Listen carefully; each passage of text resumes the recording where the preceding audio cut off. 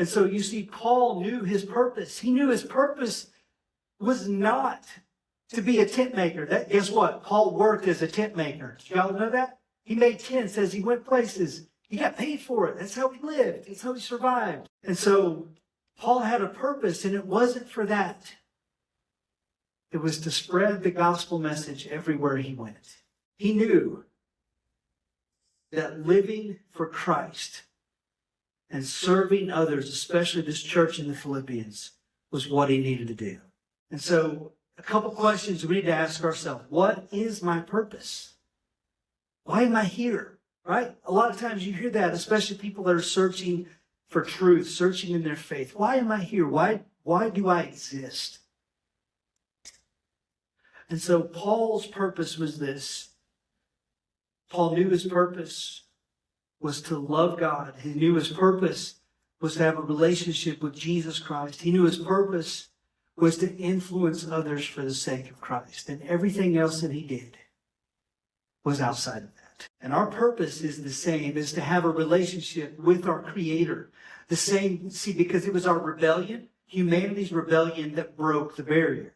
And so we need Jesus in order to bridge that gap so that we can be in right relationship with our Creator. And then secondly is to tell others about the good news. See, Paul stayed on mission, even in prison. He never drifted from his mission. How many times do we, in our place, do we drift from where we're at? How many times do we drift from our purpose of telling the good news to others? How many times do we drift from living out our faith to people that are closest to us? How many times do we drift and not doing what we should be doing? He never drifted. He was determined to leave his mark wherever he went. And for every guy in the room, and this is to you specifically right now, men, it is time for us to be men of faith, to be men of God that do not waver, that do not back down, that do not shrink back when culture comes against us, when things come against us. In the name of Jesus, it is time for us to be bold in our faith like never before. Because we are to lead our families, we are to lead our communities, we are to lead our world. And no, that does not put us higher than a woman. Don't hear me say that. But men, we have a role in this place.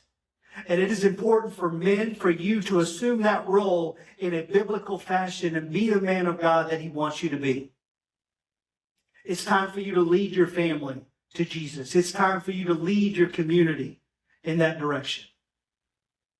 And don't, when something comes against it that says, oh wait, I don't know if you should be saying that or doing that around here. Let's be bold in our faith. Paul knew his mission. See, here's the thing. When we figure out our purpose on planet Earth, a purpose will motivate us. Okay? A purpose will keep our priorities straight.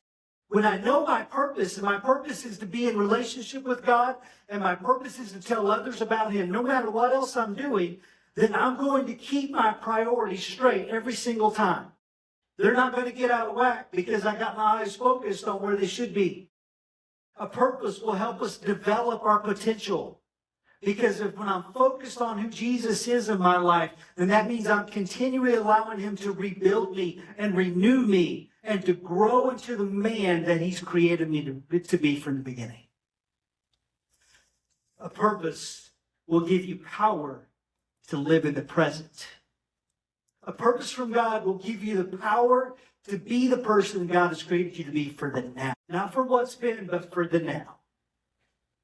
And we continue to seek God in the now, then He's going to continue to give us what we need for next. A purpose will help you evaluate your progress as well. You'll be able to look back and say, man, well, where have I grown? Where do I need to continue to grow? And if you're new to the well and hearing some of that, we talk about growth often. Because we all should be growing to becoming more like who Jesus created us to be. Growth is important for every single one of us.